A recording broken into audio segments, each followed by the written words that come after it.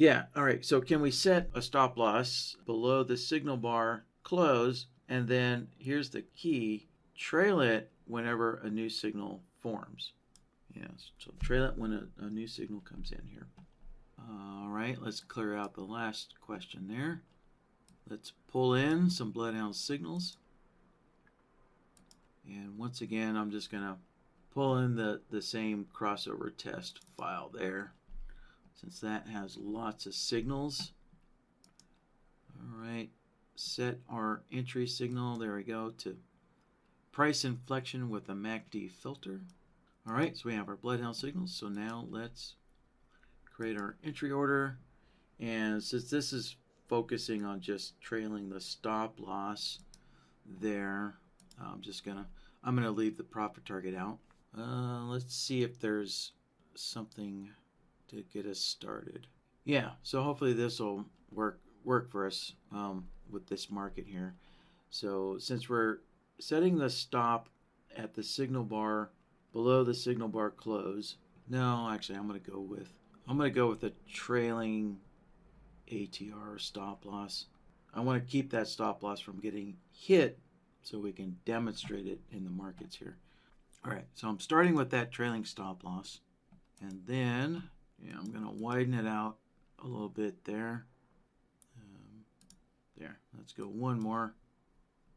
All right, and then I'm going to go into the trailing actions, right? And I need to adjust this ATR as well so that the trailing ATR stays far enough away so we can watch the stop loss move there. Now, the key to only trailing whenever there's a new signal, right? What we're going to do is in the triggers, we're going to use the bloodhound signals. And where is it? There we go. Got to scroll down there. Scroll down one more. So we're going to use the monitor the bloodhound signals coming in here.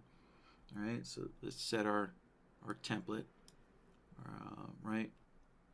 So we're using the crossover test, which is our entry signals, and then select the logic template for our entry signals as well, like so. There we go.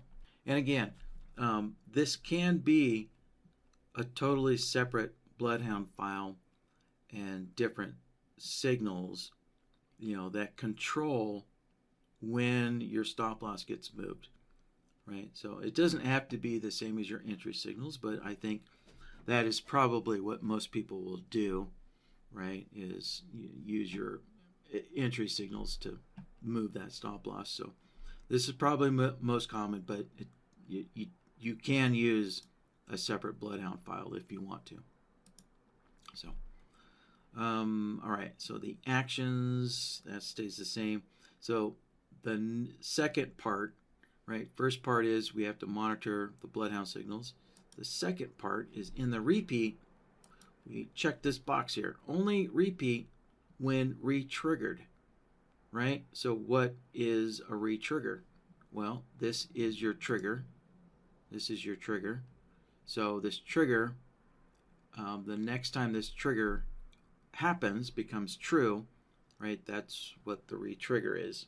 So this trigger has to occur over and over and over again in order for the movement of your stop loss to repeat there. Right? So normally, when this is normally off, unchecked, right? So normally, a trailing rule begins as soon as your triggers are all met, right? As soon as your triggers, are all occur, then that trailing rule, gets to do its thing for the rest of the trade, right? Just keeps on going. So normally this trigger is just a one-time occurrence, right? Where all the triggers have to become true, and then the trailing rule can execute for the rest of the trade. So this re-trigger requirement here means that all the trigger rules have to be evaluated again and again and again before the action can move your stop loss. Right. So, right. So there we go. That does it. And let's shrink this up here a little bit. Yeah, this takes a little long, so let's go back to the range chart here. All right, there we go. So now we're just waiting for the next signal, so we can see the stop loss is not moving. Let's move it down there. And well, actually, yeah, stop loss is not moving. Hold on. Oh, there we go. There's my problem. So I didn't check the mode here.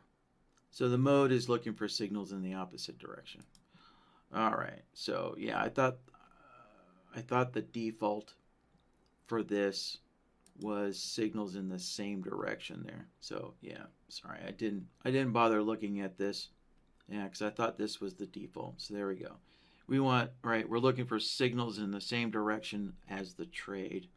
So there we go. All right. Now let's close that out. And there. Okay.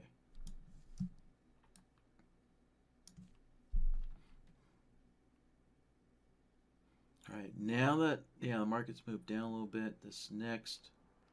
Oh, and actually. Yeah, here's the other thing. So the stop loss is not moving. Actually, hold on.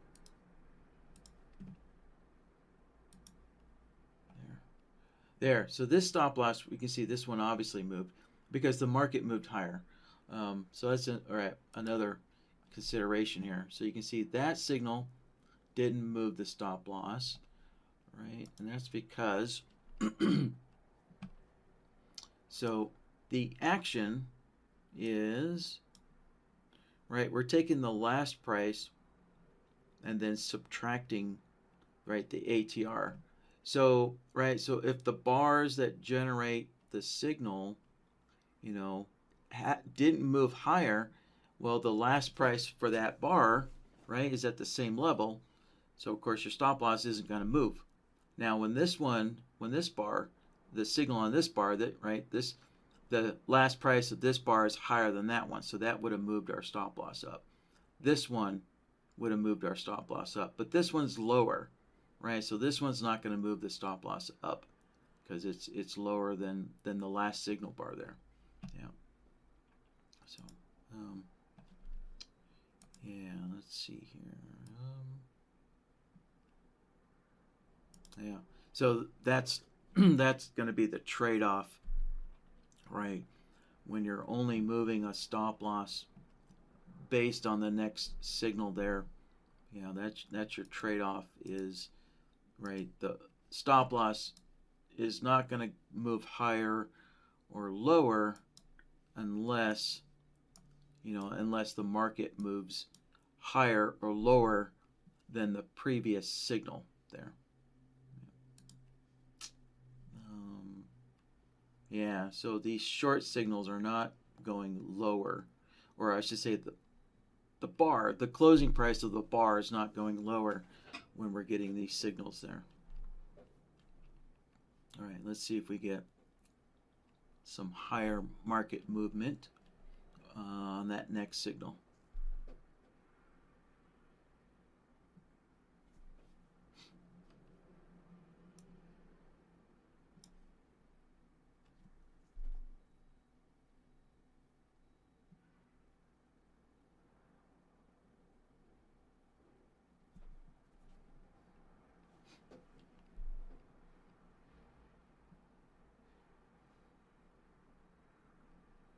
Yeah, so right now there we go.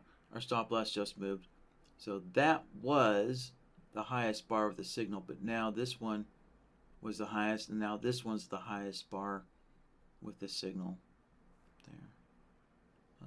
All right, so there you go. That question was pretty simple. All right, so for that, just to recap this here. All right, let's open up our stop loss, and right? So in the trigger, right, we have to monitor the trade signals coming in and make sure the mode is for signals in the same direction, right? Same direction there for your trade signals.